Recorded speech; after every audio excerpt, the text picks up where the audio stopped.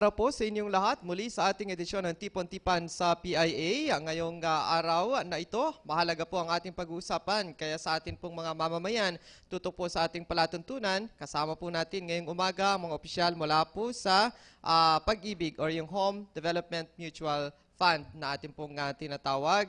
Lalo na yung mga members po ng Pag-ibig, makinig kayo dahil meron po tayong mga bagong update mula po sa nasabing tanggapan. At syempre, sa ngalan po ng ating Regional Director, Director Purita Islicas, ito po ang inyong lingkod, Oliver Tamayo Bakay. Kasama po ang mga media natin para sa isang oras na talakayan dito sa ating palatuntunan.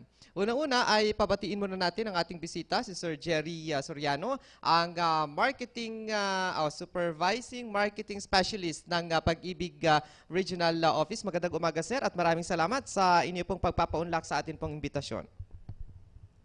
Magandang umaga.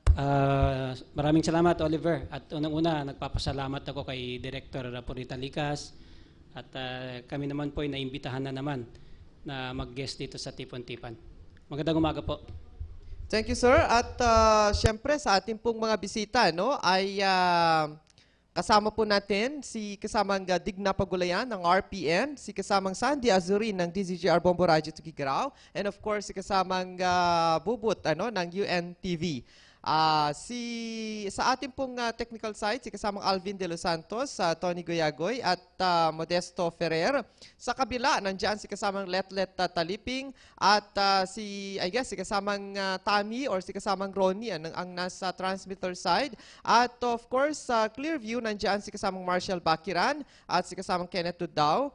At mamaya makakasama natin si kasamang JR Sinigyan. Sa RBC naman, nandiyan si kasamang Chubby at Elon. At of course, sa ating pong pag-uusapan ngayong umaga, apat po ang ating pong paksa. Una ay yung online registration sa Pag-ibig. Paano nga ba ito? Pangalawa, yung Modified Pag-ibig 2. At pangatlo, ito pong pinakabagong batas natin, yung Kasambahay Law. Dahil alam ho natin na meron na tayong Kasambahay Law. Ano ang magiging role ng Pag-ibig dito? And of course, ang update natin sa housing loan. Yung pong wala pang bahay, nakatulad ko, kung gusto ho ninyo magkabahay sa pamamagitan ng Pag-ibig, makinig ho kayo para alam po ninyo kung kayo ay pwede na at kung ano pa yung mga requirements sa pamamagitan ng ating palatuntunan. Sir Jerry, unahin natin yung online registration. Paano ho ito? Lalong-lalo na ngayon ay halos lahat ng ahensya ay puro online na ang ginagamit. Pero ano po ang limitasyon? Meron ho ba hanggang saan po i-cater ang mga query ng atin pong mga mamamayan sa Pag-ibig through the online registration program? Actually, Oliver, yung online queries ay pwede nating payagan yan through our email. Ito sa Tuguegarao office namin. Ang email ad namin ay tuguegarao@pagibigfund.gov.ph. Pwede po kayong mag-email lahat ng queries ninyo at ito po sasagutin namin through the email. Yun pong online registration, Oliver, papunta na kasi tayo dun sa, yung bagong system natin, papunta na tayo dun sa number base. So, inaanyaya namin o nire-require namin lahat ng mga members na sila'y mag-register online through the acquisition of the registration tracking number. Ito po kasi ang gagamitin na after the registration tracking number, yun ang next na i-issue po ng Pag-ibig Fund, yung membership ID. So itong membership ID, pag ito po i-implement na natin yung ating sistema, number-based na po ang gagawin natin dito. Hindi na natin tatanungin kung Oliver Bakay ka ba? Hindi, tatanungin na natin yung MID mo bago kayo makikipag-transact sa amin. So, papunta tayo dun sa transaction na number na lang ang hihingin namin sa mga members bago sila maibigyan ng masagot yung mga query sila, mabigyan sila ng loan, ma-evaluate namin yung mga papers nila. So, kapag sila po ay nakapag-register doon, ang ibig kong sabihin, meron pong numero na ibibigay po sa kanila. Permanente po sa kanila yung numero na yun, sir? They can use that forever or ano po? Okay, ang proseso kasi dito, dalawang options yan. Ang unang option, sila ay mag-login dun sa aming website, yung www.pagibigfund.gov.ph. Pwede po kayong mag-register doon, parang parang electronic na membership form na i-accomplish nila. Pag submit nila doon, makukuha nila yung registration tracking number. So after that, pwede lang i-request after 3 days yung kanilang MID. Doon naman sa mga nakalagay doon na cellphone number for Globe at saka yung Smart. So after 3 days, pwede nilang i-request yung kanilang MID. Ang mahalaga is lumabas na yung registration tracking number kasi the registration tracking number signals na naka-online register ka na. Okay, ang pangalawang option ay kung hindi sila adept sa ating website, hindi sila marunong mag-surf, they have to accomplish yung form. Ang gagawin lang nila, i-accomplish sila yung form, tapos i-submit sa Pag-ibig Fund at kami na po ang mag-online para sa inyo. Pwede nyo namang hintayin na yung registration tracking number. Madali lang po yun. It does not take 5 minutes para makuha nyo yung registration tracking number. Ang pinaka-importante dito is makuha nyo yung registration tracking number which signals your registration sa Pag-ibig Fund. Sir, nabanggit ho ninyo, after nung issuance noong pong tracking number, ay mag-i-issue din ho kayo ng ID? Mag-i-issue tayo ng tinatawag natin na membership ID o MID, pero ito ay pwedeng kunin sa through text. I-request nyo through text, pero after 3 days ito, upon registration. So, itong MID na makukuha nyo, ito na po yung permanent ID ninyo sa Pag-ibig Fund. Okay, oo.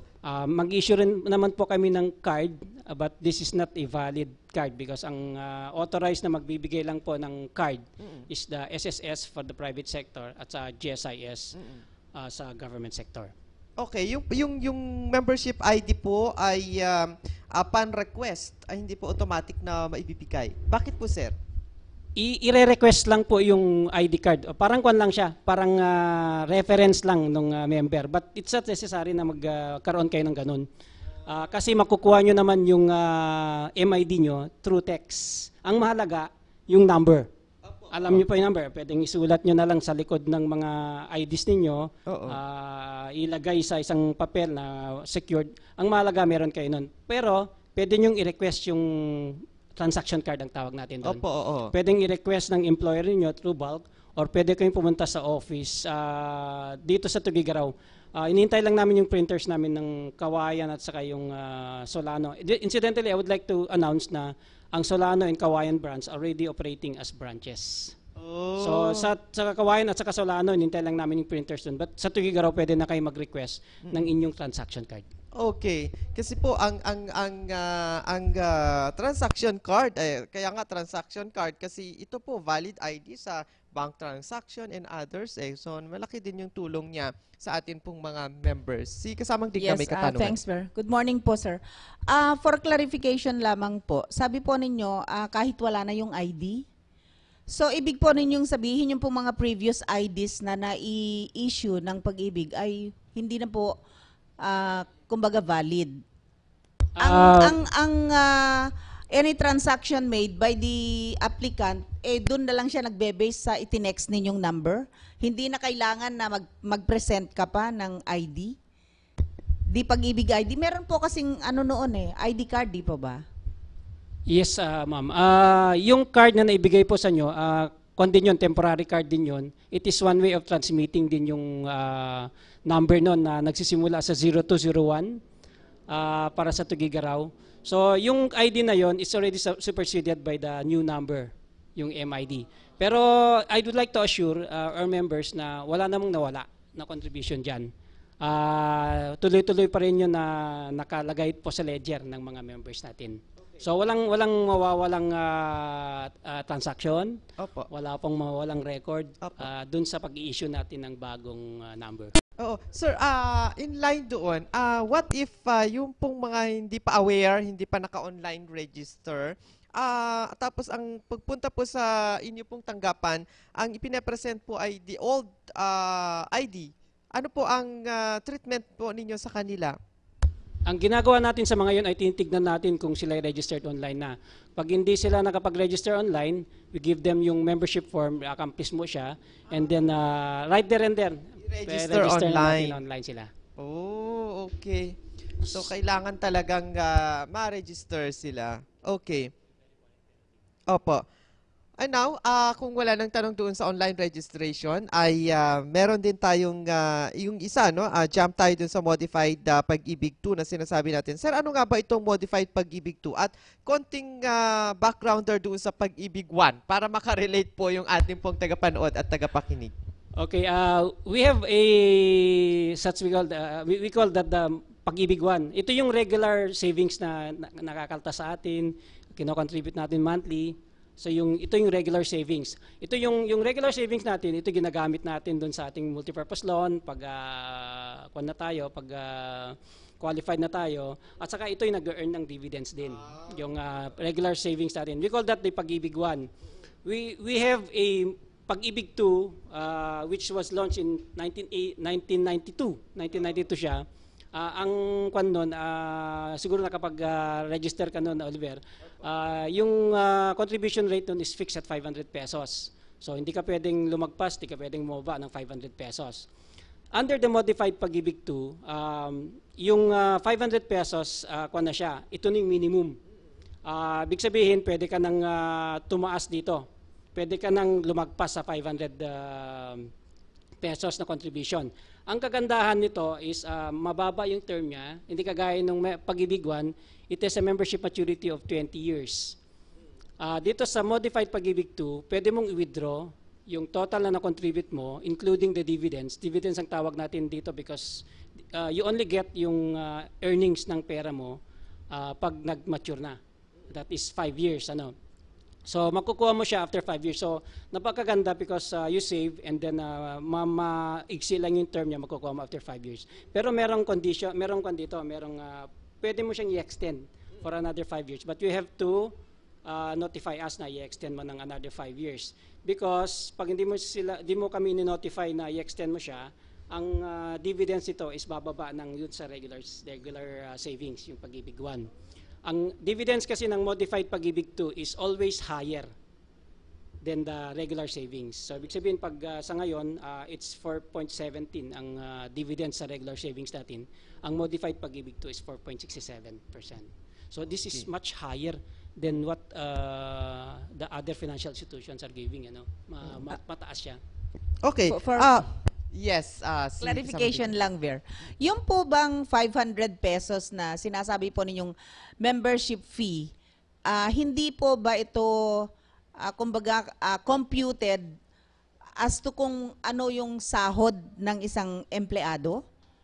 Or Actually, is it fixed? Fixed na po ba yung 500 pesos to everybody? Actually, bago ko makalimutan, yung requirements pala nitong pag-member sa Pag-ibig, modified Pag-ibig 2 is dapat member ka ng regular, yung Pag-ibig 1.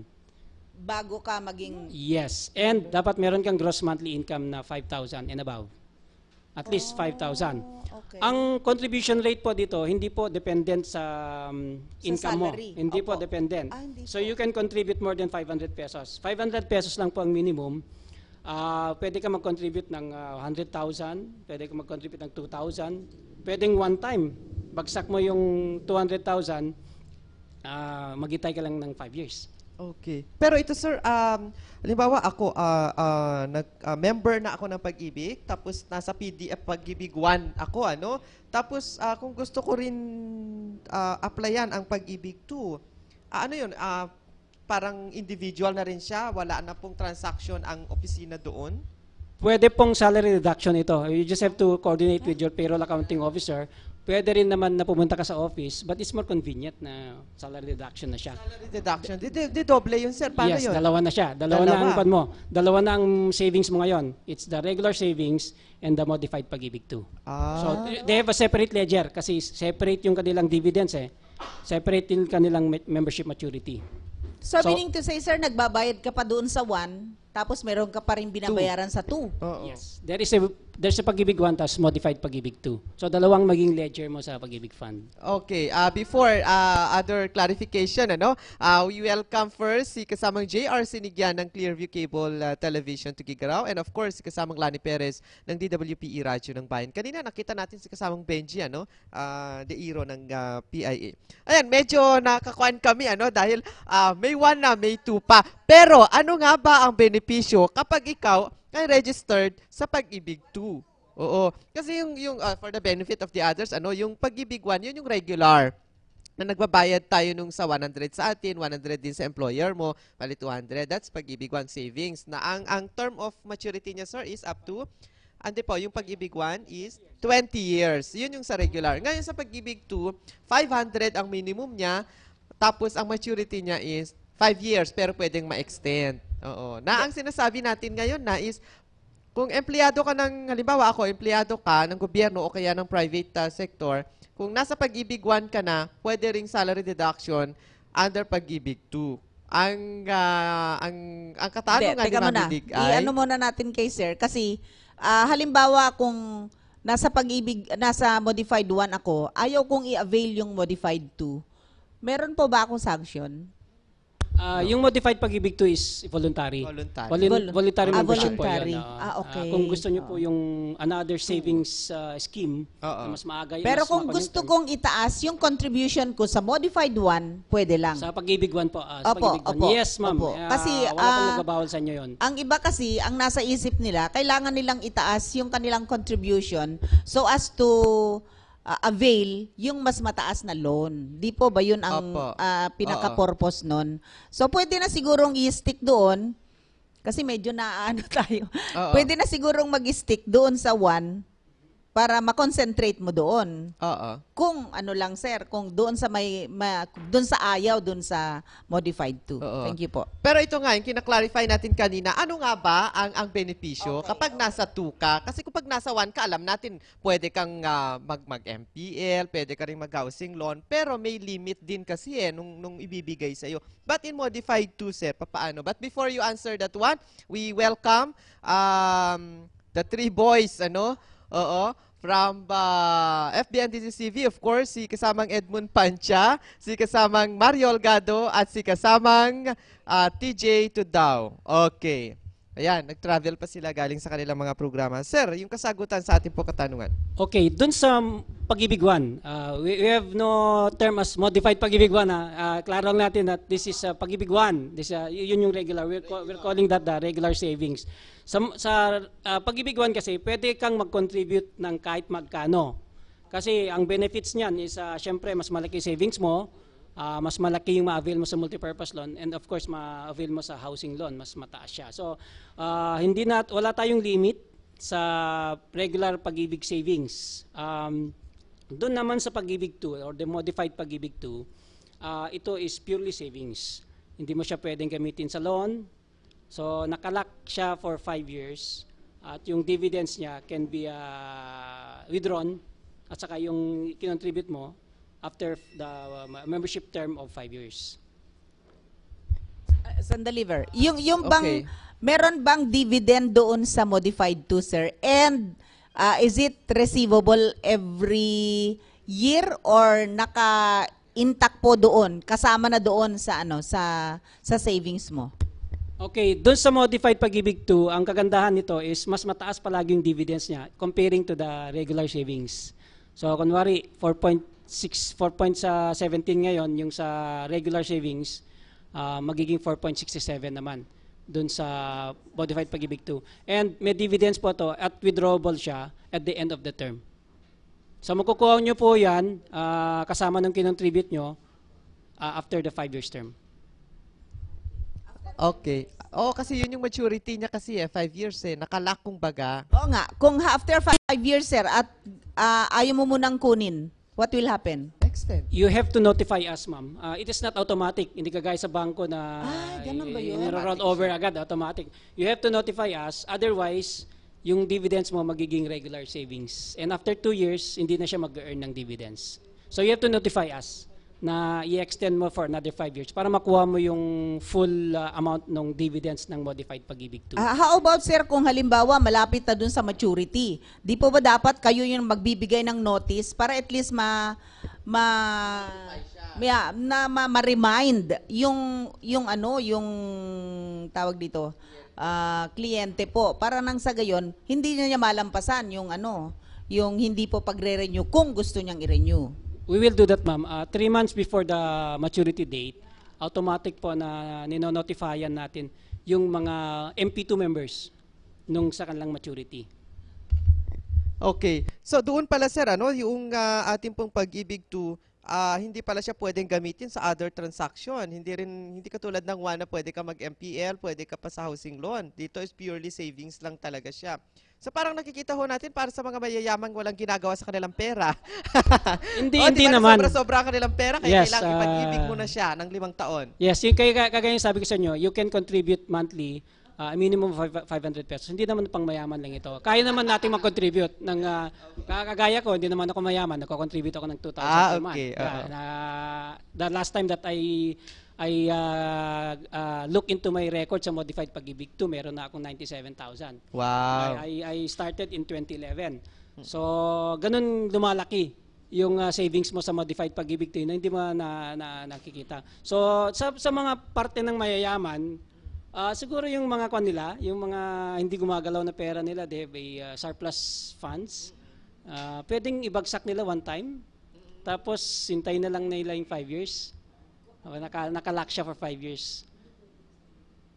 So, pwedeng salary reduction, pwede kayong magbayad over the counter sa office namin.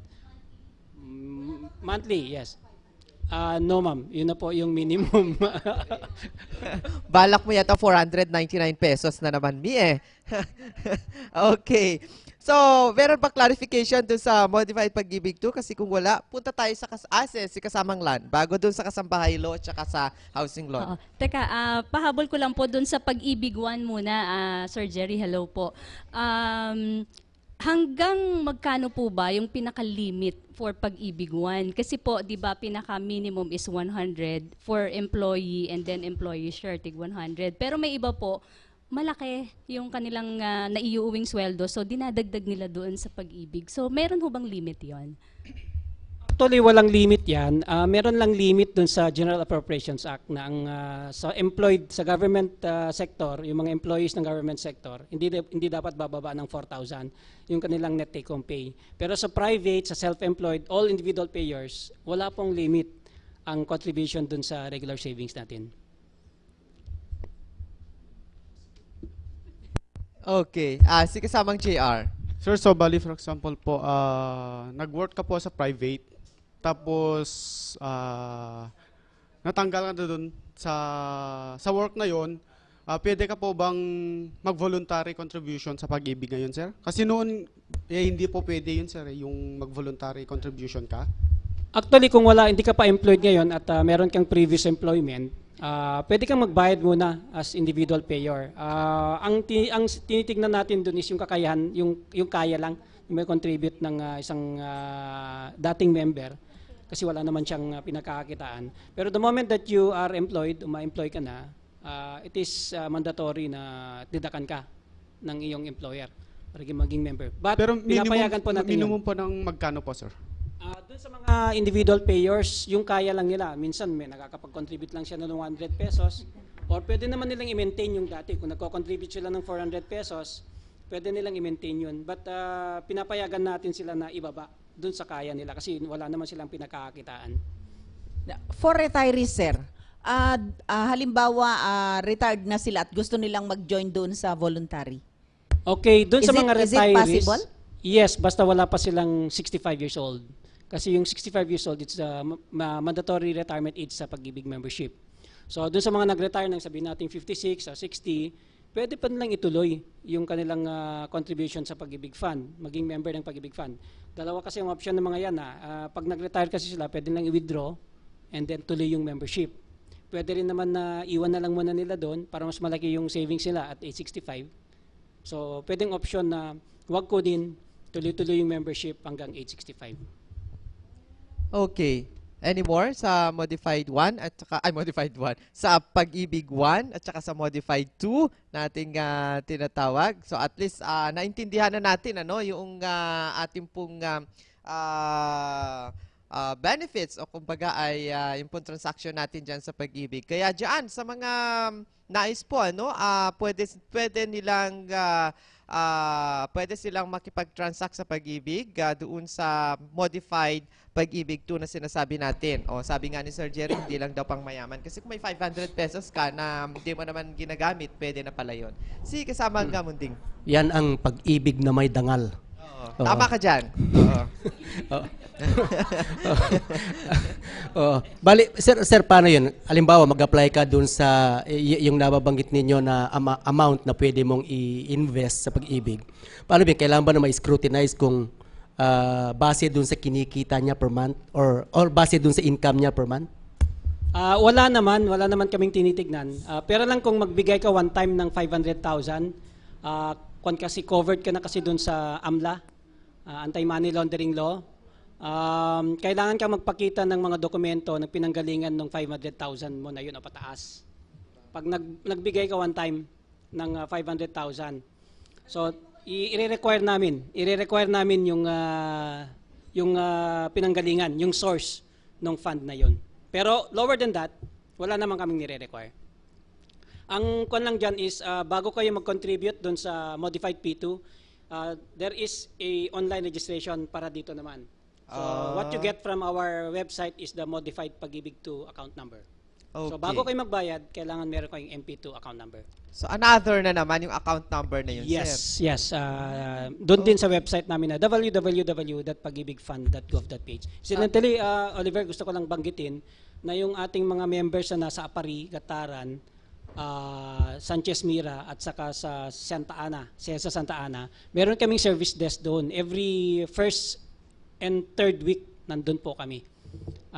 Pwede na sila makipag-transact doon sa mga service desk namin na nandun. First and third week, nandun po kami. Okay. Yes. Halimbawa, sir, bawasan natin ng isang zero yung 500 mo. 50,000. One time nga po. Hintayin mo na lang yung 5 years ba yun? Yeah, 5 years po. Yung bang sinasabi niyo yung 4.67? Is that annual?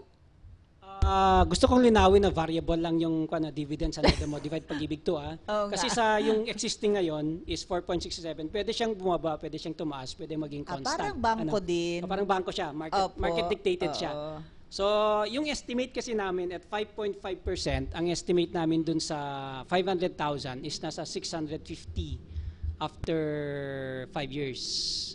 That is on a 5.5% dividends annually. Estimate lang po yun, huwag niyo po kaming ikokot na yun yung lalabas. Kasi pwedeng tumaas din dun. Pwede pang tumaas, pwedeng maging 700. Depende po dun sa magiging income po ng Pag-ibig Fund. Kasi yung dividends is based on the income of Pag-ibig Fund.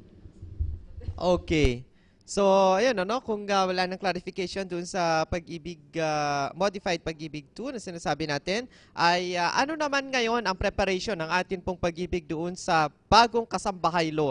Dahil alam natin, pumasa na at pirmado na rin ng Pangulo at ngayon, implementasyon po ang inaantay. Nag-umpisa na ho ba, sir, sa pag-ibig, yung pong inyo pong pagtanggap ng mga tawag dito, kumbaga parang meron na bang mga amo na nagparehistro po ng kanila pong mga kasambahay? Actually, yung kasambahay law is effective na po siya June 4, 2013. Kaya lang DILG and DOLE, itong mga deed agencies na ito kasi yung mga deed agencies sa implementation ng kasambahay law. Pine-perfect lang po yung unified membership form, registration form, na which includes Pag-ibig, PhilHealth sa SSS. Magiging unified form na po siya para hindi po mahirapan yung ating kasambahay dun sa registration. Pero under our charter, under Pag-ibig, ang mga kasambahay po ay mandatorily covered since 2010. So, yung SSS, nag-set sila na for the whole month of June, meron silang special registration for kasambahay. Under their charter kasi, mandatory din ang membership ng kasambahay. So nakipag-ugnayan kami ngayon kay Manager Balatico, yung manager po ng ating SSS Tuguegarao, na baka pwedeng ampunin kami doon sa kanilang office. At siya naman ay pumayag. So every Saturday, meron kaming one-stop shop sa SSS Tuguegarao branch para sa registration ng ating mga kasambahay. So through the past 2 Saturdays, marami na rin po ang pumupunta